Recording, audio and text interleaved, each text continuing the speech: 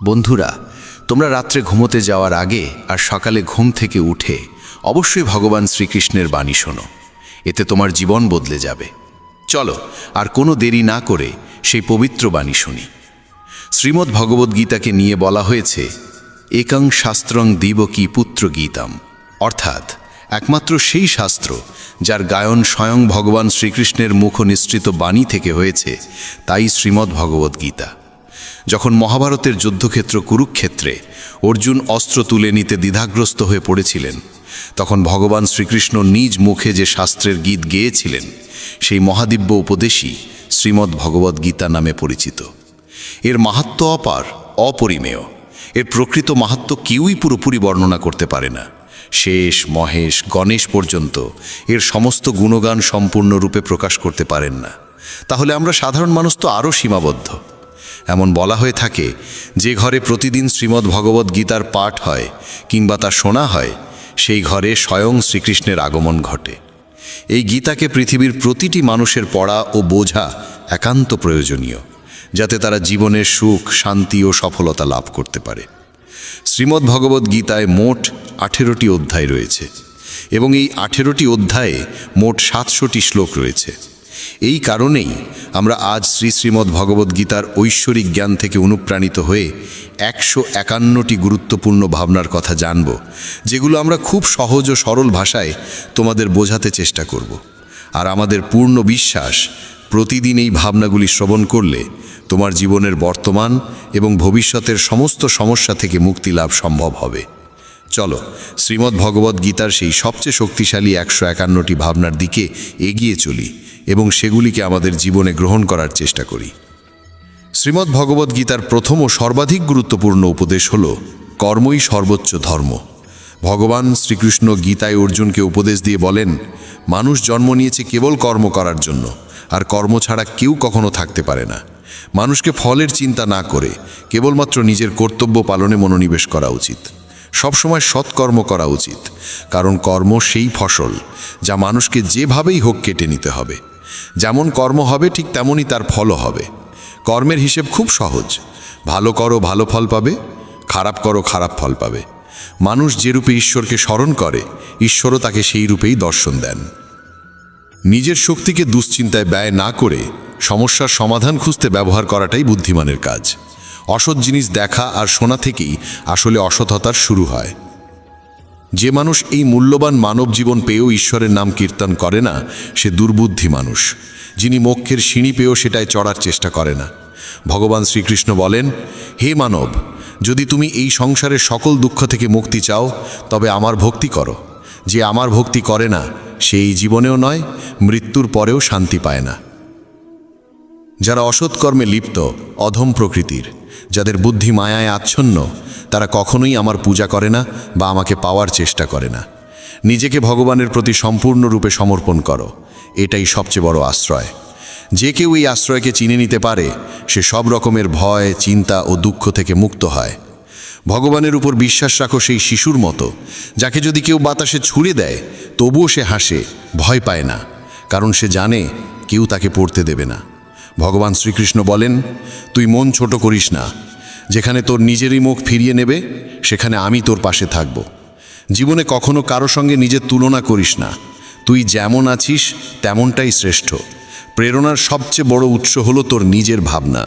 তাই সব সময় ভালো ভাব, বড় ভাব, আর নিজেকে জয় করার জন্য নিজেকেই অনুপ্রাণিত কর। যে দুঃখ ভোগ করে সে ভবিষ্যতে সুখী হতে পারে, কিন্তু যে দুঃখ দেয় সে কখনো সুখী হতে পারে না।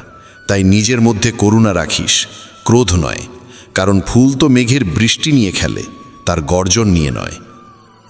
মানুষ যতই মিষ্টি কথা বলুক, যদি সে মিথ্যা হয়, তাহলে সে একদিন তোর জন্য বিষ হয়ে উঠবে। আর একজন সত্যবাদী যতই তোর কাছে কঠোর মনে হোক, সে একদিন তোর জীবনের ওষুধ হয়ে উঠবে। ভগবান শ্রীকৃষ্ণ বলেন, মন শান্ত রাখার চেয়ে বড় সম্পদ এই দুনিয়ায় আর কিছু নেই। যে ব্যক্তি নিজের মন শান্ত রাখতে শিখে গেছে, তার চেয়ে ধনী কেউ হতে পারে না। সময় কখনো মানুষের তৈরি পথে চলে না, মানুষকে সময়ের দেখানো পথে চলতে হয়। একেই বলে নিয়তি। জীবন তখনই কঠিন লাগে যখন আমরা নিজের পরিবর্তনের বদলে পরিস্থিতি বদলাতে চাই। সত্য কখনো দাবি করে না যে সে সত্য, কিন্তু মিথ্যে সর্বদা দাবি করে যে শুধুমাত্র সেই সত্য। ভগবান শ্রীকৃষ্ণ বলেন, যেমন আলো অন্ধকারে দীপ্তি দেয়, তেমনি সত্য নিজ আলোয় জ্বলে। তাই মানুষের সর্বদা সত্যের পথেই চলা উচিত। ভগবান বলেন, হে অর্জুন, কি হারিয়ে গেছে যে তুই কাঁদছিস? কি এনেছিলিস যা তুই হারিয়ে ফেলেছিস? তুই কি সৃষ্টি করেছিলিস যা নষ্ট হয়ে গেছে? তুই যা পেয়েছিস এখান থেকেই পেয়েছিস, যা দিয়েছিস এখানেই দিয়েছিস। যা আজ তোর তা কাল অন্য কারো হয়ে যাবে, কারণ পরিবর্তনই এই জগতের নিয়ম। সময়ের সাথে সাথেই জগতের সব কিছু বদলায়, সব কিছুই পরিবর্তনের নিয়ম মেনেই চলে। এই দেহ তোর নয়, তুই এই দেহের মালিকও নোস। এই শরীর 5টি মৌলিক উপাদান দিয়ে তৈরি: অগ্নি, জল, বায়ু, মাটি আর আকাশ। একদিন এই শরীর সেই পঞ্চতত্ত্বেই বিলীন হয়ে যাবে। এই দুনিয়ায় ভাগ্যের চেয়ে আর সময়ের আগে কিছুই কারোর কপালে জোটে না, আর কোনোদিন জুটবেও না। জীবনে নিজের বাক্য সংযম রাখা খুব জরুরি, কারণ কথার দ্বারা দেওয়া আঘাত কখনোই সহজে সারে না। কৃষ্ণ বলেন, ধর্মের জন্য যুদ্ধ করতে শেখো, অধর্মীর কাল হয়ে উঠতে শেখো, আর আপনজনের জন্য ত্যাগ করতে শেখো। সত্য সব সময় জলের উপর তেলের বিন্দুর মতো। যতই মিথ্যের জল ঢালা হোক না কেন, তা সবসময় ওপরে ভেসে থাকে। সজ্জন মানুষের উচিত সদা উত্তম আচরণ করা, কারণ সাধারণ মানুষ তাদের পথচিহ্ন অনুসরণ করেই নিজের পথ খোঁজে।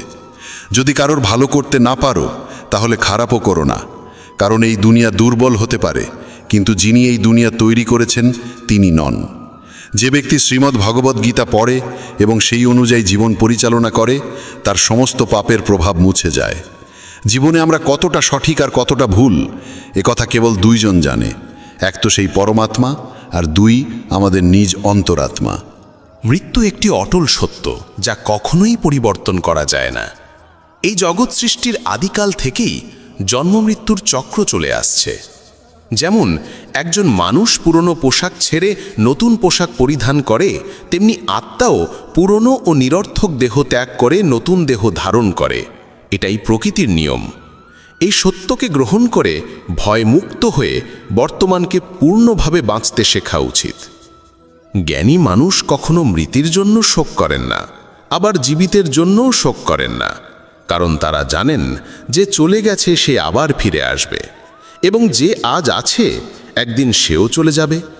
শ্রীকৃষ্ণ বলেন, জীবনে যদি কখনো সুযোগ আসে, তবে কাউকে সহায়তা করতে সারথি হও, স্বার্থপর নয়। যেমন একটি প্রদীপ নিজের আলো কম না করেও হাজারো প্রদীপ জ্বালাতে পারে, তেমনি আনন্দ ভাগ করলে তা কখনো কমে না। যার হৃদয় ধর্মে পরিপূর্ণ, সে ধর্মের উপদেশ দেয়, আর যে অধর্মে ডুবে থাকে তার উপদেশও অধর্মের হয়। মানুষ দুঃখী হয় এই কারণে নয় যে সে ঈশ্বরে বিশ্বাস করে না, বরং সে ঈশ্বরের কথা শোনে না বলেই দুঃখ পায়। সময় হলে সকল কিছুই মানুষকে প্রাপ্ত হয়, কিন্তু সময়ের আগে কিছু পেতে চাওয়াই দুঃখের মূল কারণ। ক্রোধ হলো সেই দরজা যা মানুষকে নরকের পথে নিয়ে যায়। ক্রোধ মানুষের চিত্তকে অশান্ত করে তোলে এবং সেই অস্থিরতায় সে নিজেকেই ক্ষতিগ্রস্ত করে ফেলে। শ্রীকৃষ্ণ বলেন, যতই রাগ আসুক না কেন, ক্রোধ থেকে বিরত থাকা উচিত। নিজের মনে শান্ত থাকার চেষ্টা করতে হবে। এই জগতে কেউই নিজে থেকে মহান নয়, তার কর্মই তাকে মহান করে তোলে। সঠিক কর্ম মানে এমন ফল নয় যা সব সময় শুভ হয়, বরং সঠিক কর্ম সেই যার উদ্দেশ্য কখনো অশুভ নয়। মানুষ সব সময় নিজের ভাগ্যকে দোষারোপ করে, অথচ সে জানে যে ভাগ্যের চেয়েও শ্রেষ্ঠ তার কর্ম, যা সে নিজে হাতে গড়ে নিতে পারে। আজ যা তোমার আছে তা কাল কারু ছিল এবং পরশু আবার কারু হবে। তুমি এসেছিলে খালি হাতে, আবার ফিরে যাবে খালি হাতে। অতীতের জন্য দুঃখ করে লাভ কি? বর্তমানের জন্য অহংকার করে কি হবে? ভবিষ্যতের জন্য মোহ রেখেই বা কি হবে? বুদ্ধিমান ব্যক্তিকে ক্রোধ ও লোভ পরিত্যাগ করতে হয়, কারণ এগুলো আত্মার পতন ঘটায়। মানুষ হৃদয় থেকে যা দান করতে পারে তা হাত দিয়ে কখনো সম্ভব হয় না, আর যে কিছু না বলেও যা বলে দিতে পারে তা কখনো শব্দ দিয়ে বলা যায় না। মনকে নিয়ন্ত্রণে রাখা ভীষণ প্রয়োজন। মানুষের মন বায়ুর মতো চঞ্চল। এই মনই মানুষকে কামনা বাসনার পথে ভাসিয়ে নিয়ে যায়। তাই জীবনে সফল হতে হলে মনকে আয়ত্তে আনা আবশ্যক। মনকে নিয়ন্ত্রণে রাখলে মস্তিষ্কের শক্তি একাগ্র হয় এবং তা কাজের সফলতা এনে দেয়। গীতার মতে যে ব্যক্তি নিজের মনকে আয়ত্তে এনেছে সে মন থেকে উদ্ভূত অপ্রয়োজনীয় চিন্তা ও ইচ্ছা থেকেও মুক্ত থাকে এবং নিজের লক্ষ্যে সহজেই পৌঁছে যায়। কিন্তু যদি মনকে আয়ত্তে না আনো তবে এই মনই তোমার সবচেয়ে বড় শত্রুতে পরিণত হবে। কোনো মানুষ তার সময়ের আগে কিংবা ভাগ্যের বেশি কিছু পায় না, তবে তবুও চেষ্টা চালিয়ে যেতে হবে।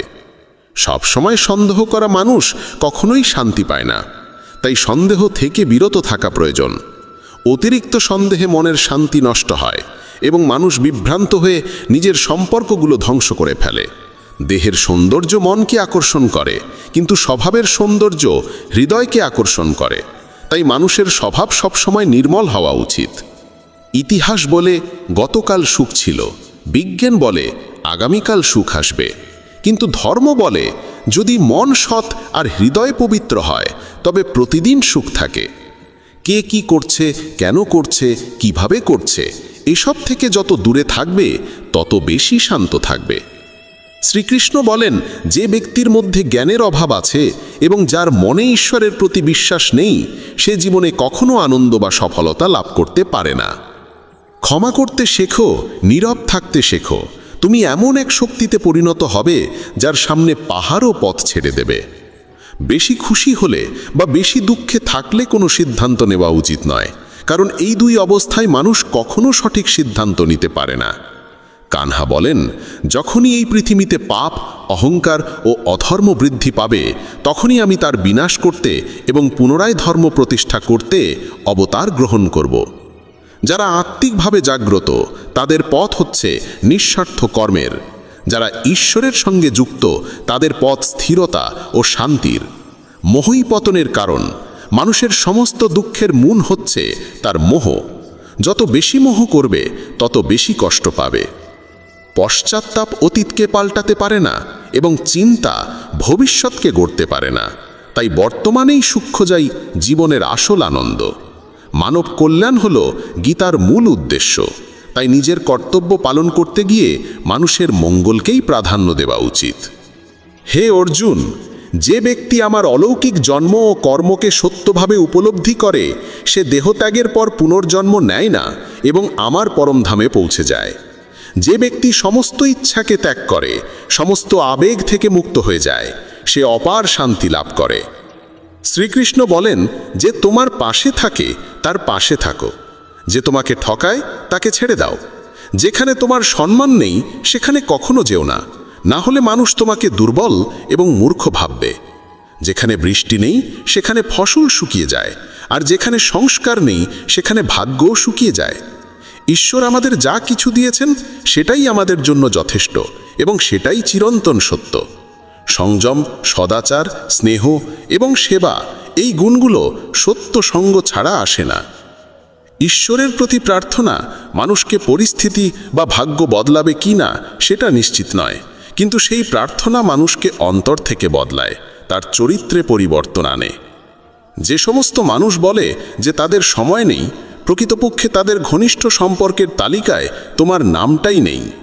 কথা এতটাই মধুর হওয়া উচিত যাতে যদি কোনোদিন তা ফিরিয়ে নিতে হয় তবু কখনো তেতো না লাগে। নিজের মধ্যে সামান্য আত্মসম্মান থাকা প্রয়োজন, না হলে মানুষ তোমাকে সেখানেও দমন করার চেষ্টা করবে যেখানে তোমার অধিকার থাকা উচিত। যতক্ষণ না তুমি নিজেকে হার মানাও ততক্ষণ দুনিয়ার কোনো শক্তিই তোমায় হারাতে পারে না। নীরবতা হলো সবচেয়ে বড় জবাব, আর ক্ষমা করে দেওয়া হলো সবচেয়ে বড় শাস্তি। যে মানুষের মধ্যে ধৈর্যের শক্তি থাকে তার শক্তির কোনো তুলনা হয় না। আমাদের অহেতুক দুশ্চিন্তা আর মনের ভয় এমন এক রোগ যা আমাদের আত্মার শক্তিকে ছিন্ন ভিন্ন করে দেয়। মানুষকে জীবনের চ্যালেঞ্জ থেকে পালানো উচিত নয় এবং ভাগ্য বা ঈশ্বরের ইচ্ছাকে অজুহাত বানিয়ে চলা উচিত নয়।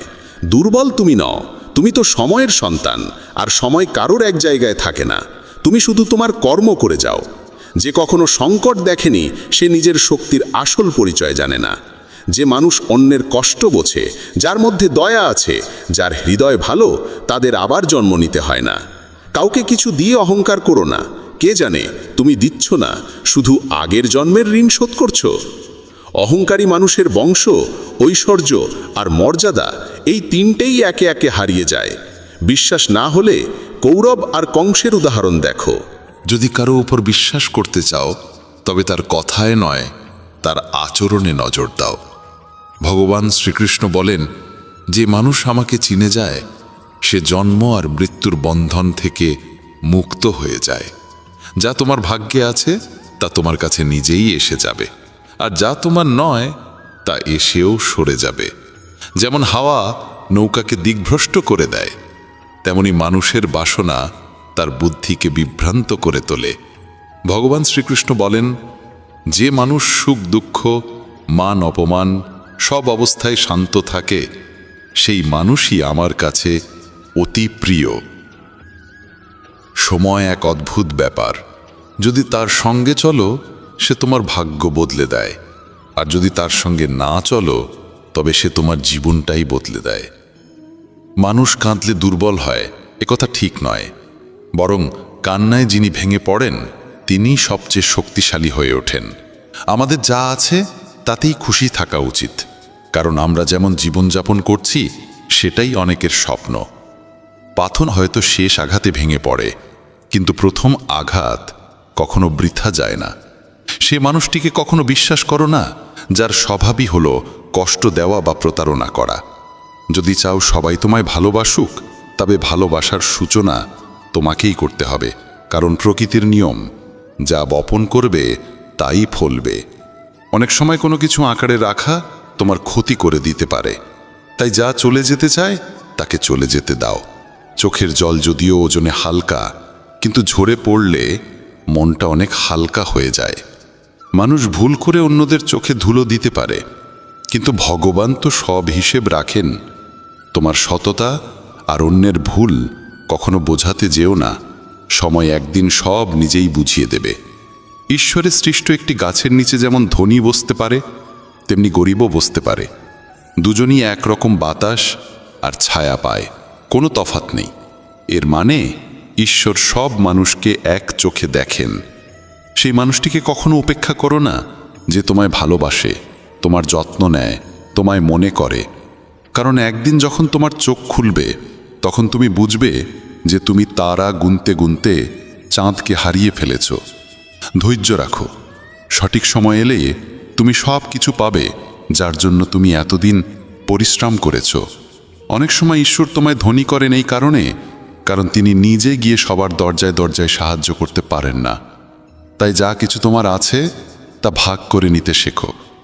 ধ্যান মানে হলো ভেতর থেকে হাসা, আর সেবা মানে হলো এই হাসিটাকে অন্যদের কাছে পৌঁছে দেওয়া। যখন আগামীকাল কি হবে তা জানো না, তখন আজকের দিন কেন নষ্ট করছো? যে মুহূর্তে হাসা যায় সেই মুহূর্তে কাল নিয়ে কান্না করে সময় নষ্ট করার মানে নেই। সৌভাগ্যবান তারাই যারা সব ভালো পায় তা নয়, বরং সৌভাগ্যবান তারাই যারা যা পায় তা ভালো করে নেয়। যদি শান্তি চাই তবে অন্যের কাজে আর অন্যের ভুলে মন দেওয়া বন্ধ করে দাও। শুধু নিজের জীবন আর ভালো জিনিসগুলোর দিকেই মন দাও। তুমি জলের মতো হও যে নিজের পথ নিজেই তৈরি করে নেয়। পাথরের মতো কঠিন হইও না যে নিজে তো থেমে যাই, অন্যের পথেও বাধা হয়ে দাঁড়ায়। যেমন অল্প একটু ওষুধ ভয়ঙ্কর রোগকে শান্ত করে দিতে পারে, ঠিক তেমনি ঈশ্বরের সামান্য স্মরণও অসংখ্য কষ্ট আর দুঃখের নাশ করে দিতে পারে। তুমি যদি নিজে সুখী হও সেটা খুব ভালো কথা, কিন্তু যদি তোমার কারণে অন্য কেউ সুখী হয় তবে তার চেয়েও বড় আনন্দ আর কিছুই হতে পারে না। ভগবান শ্রীকৃষ্ণ বলেন, যদি কেউ তোমাকে কষ্ট দেয় তবে মন খারাপ করো না, কারণ মানুষ সবসময় সেই গাছে পাথর ছোড়ে যেটার ফল সবচেয়ে মিষ্টি হয়। একবার ভাবো তো, মানুষও কখনো কোনো তালা তৈরি করে না চাবি ছাড়া, তাহলে তিনি তো ঈশ্বর। তিনি এমন কোনো সমস্যা সৃষ্টি করবেন কেন যার কোনো সমাধান নেই? এই রূপ, এই অর্থ, এই ধনদৌলত, এই ছলচাতুরি সব কিছুই একদিন ধ্বংস হয়ে যাবে। একমাত্র তোমার সৎ কর্মই তোমার সঙ্গে যাবে। যে মানুষ সহজ সরল স্বভাবের, তাকে কখনো দুর্বল ভেবে ভুল করো না, কারণ তার সরলতা তার চারিত্রিক সংস্কার, দুর্বলতা নয়। সময়ের চেয়েও বেশি মূল্যবান হয় অনুভূতি, তাই সেই মানুষদের উপরই তা খরচ করো যারা তা বোঝে। যে সত্য কথা বলে আর সঠিক পথে চলে, সেই মানুষই অধিকাংশ সময় এই পৃথিবীতে তিক্ত মনে হয়। কারো প্রতি অহংকার করো না, সবাইকে আপন করে মিশে থাকো, সে তোমার আত্মীয় হোক কিংবা বন্ধু। আঘাত শুধু শরীরে লাগলেই টের পাওয়া যায় না, আত্মায় লাগলে তার বেদনা আরও গভীর হয়, আরও তীব্র হয়। যে দান কোনো শর্ত ছাড়া কর্তব্য হিসেবে নিঃস্বার্থভাবে কাউকে দেওয়া হয়, সেটাই প্রকৃত দান। নিন্দার ভয় পেয়ে কখনো তোমার লক্ষ্য থেকে মুখ ফিরিও না, কারণ লক্ষ্য পূরণ হলেই নিন্দুকদের মত পাল্টে যায়। যদি তুমি কাউকে একবার ক্ষমা করো, তাহলে তুমি বুদ্ধিমান। যদি দ্বিতীয়বার ক্ষমা করো, তাহলে তুমি হৃদয়বান। কিন্তু যদি তৃতীয়বারও তাকে ক্ষমা করো, তাহলে তুমি এই দুনিয়ার সবচেয়ে বড় মূর্খ। জীবনের সবচেয়ে দামি জিনিস হলো তোমার বর্তমান। একবার সেটা চলে গেলে পৃথিবীর সমস্ত ধন সম্পদ দিয়েও আর তা কেনা সম্ভব নয়। শ্রীকৃষ্ণ বলেন, মানুষ চাইলে তার জীবন খুব সহজভাবে কাটাতে পারে, কিন্তু সে তা করতে পারে না। সে সারাক্ষণ দুশ্চিন্তায় ডুবে থাকে। সে অতীতের কথা ভেবে কষ্ট পায়, সে মৃত্যুকে ভয় পায়। সে জীবনে যেমন ঠিকঠাকভাবে বাঁচতে পারে না, মৃত্যুকেও ঠিকভাবে গ্রহণ করতে পারে না। শ্রীকৃষ্ণ বলেন, তোমার অতীত আমি পাল্টাতে পারি না, কিন্তু তোমার বর্তমান যদি তুমি সৎভাবে বাঁচো, তাহলে তোমার ভবিষ্যৎ আমি নিশ্চিতভাবে উজ্জ্বল করে তুলব। ঈশ্বরের কাছে কিছু চেয়ে না পেলে অভিমান করো না, কারণ ঈশ্বর কখনো সেটা দেন না যা তোমার কাছে ভালো লাগে, বরং তিনি সেটাই দেন যা সত্যিকারের ভালো তোমার জন্য। যেমন সমুদ্র পার হতে হলে নৌকাই একমাত্র উপায়, তেমনি স্বর্গে পৌঁছানোর একমাত্র সোপান হল সত্য। আমরা কিছু না বললেও তিনি শুনে নেন, তাই তার নাম পরমাত্মা। আর তিনি কিছু না বললেও আমরা যদি অনুভব করতে পারি, সেটাই শ্রদ্ধা। কানহা বলেন, আমি এই পৃথিবীর মাটির কোমল গন্ধ, আমি আগুনের তাপ, আমি সব জীবের প্রাণ, আর সন্ন্যাসীদের আত্মসংযম আমি। ভগবান শ্রীকৃষ্ণ বলেন, যে ব্যক্তি মৃত্যুর সময় আমায় স্মরণ করে শরীর ত্যাগ করে, সে আমার চিরন্তন ধামে পৌঁছায়। হে মানব, যদি তুমি সংসারের সব দুঃখ থেকে মুক্তি পেতে চাও, তবে আমার ভক্তি করো। যে আমার ভক্তি করে না, সেই জীবনেও শান্তি পায় না, না মৃত্যুর পর। ভগবান বলেন, যে ব্যক্তি গীতার এই গূঢ় জ্ঞানকে ভক্তদের মাঝে পৌঁছে দেয়, তাদের মধ্যে প্রচার করে, সে আমার অত্যন্ত প্রিয় হয়। যেমন এই জ্ঞানের মাধ্যম আমরা হয়েছি, তেমনি তুমিও মাধ্যম হও। এই অমূল্য জ্ঞানকে যতটা সম্ভব বেশি মানুষের কাছে পৌঁছে দাও এবং ভগবান শ্রীকৃষ্ণের প্রিয় ভক্ত হয়ে ওঠো। বন্ধুরা, যদি ভগবান শ্রীকৃষ্ণের এই বাণী তোমার ভালো লেগে থাকে, তবে মন্তব্যে জয় শ্রী রাধে কৃষ্ণ লিখতেই হবে।